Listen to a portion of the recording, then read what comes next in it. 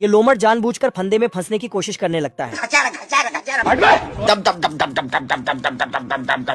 तभी परेशान होकर जाने ही लगता है कि फंदा बंद हो जाता है। रुक जा के नागमणि लेके जाएगा पूरी। दरअसल ये लोमड़ दोपहर में खाना इकट्ठा कर रहा था। भाई आज ऑमलेट नहीं बनाऊंगा, तेल का ऑमलेट बनाऊंगा। तभी रेडियो में न्यूज चलने लगती है।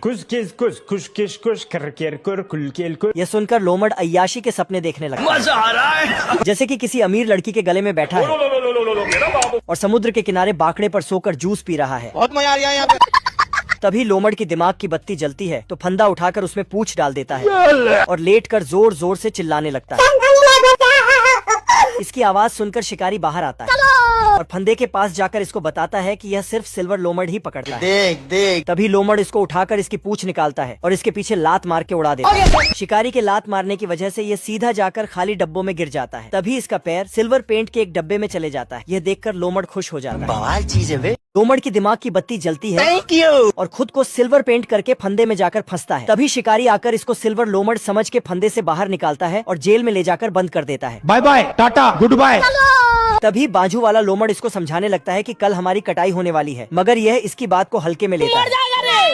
यह लोमड़ इतना खतरनाक कि अपने दांत से लोहे की चाबी बनाता है। मेरा नाम है इंदू हटेला। और सारे जेल के ताले खोलकर आजा साले ठोकू तुझे आजा। सबको अपने पीछे भागने के लिए बोलता है।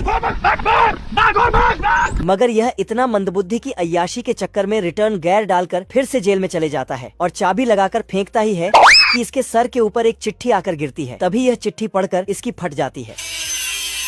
अरे बाप रे। लोमड़ की इतनी फटी थी कि इसको पसीना आने लगता है। तभी इसको चाबी दिखती है तो उठाकर लाता है और ताला खोलकर भाग जाता है। तभी शिकारी अपने कुत्तों का फाटक खोल के लोमड़ को पकड़ने के लिए भेजता है। लोमड़ ऐसा भाग रहा था कि जैसे कि मैराथन में भाग रहा हो। तभी पानी में से चले जाता है तो इसका सिल्वर कलर उतर जाता है। यह देखकर कुत्ते इसे ठोक डालते हैं। ये तीनों सिंगर बनने शहर जा रहा होता है। तभी ये देखता है रास्ते में एक मुर्गा अपने मालिक से बचकर भाग रहा है, क्योंकि मुर्गे का मालिक उसे टपकाने वाला होता है। पर ये किसी तरह बचकर भाग निकलता है। फिर गधे को अपनी आप बीती सुनाता है तो गधा मुर्गे को भी अपने साथ सिंगर बनाने शहर ले जाने लगता है।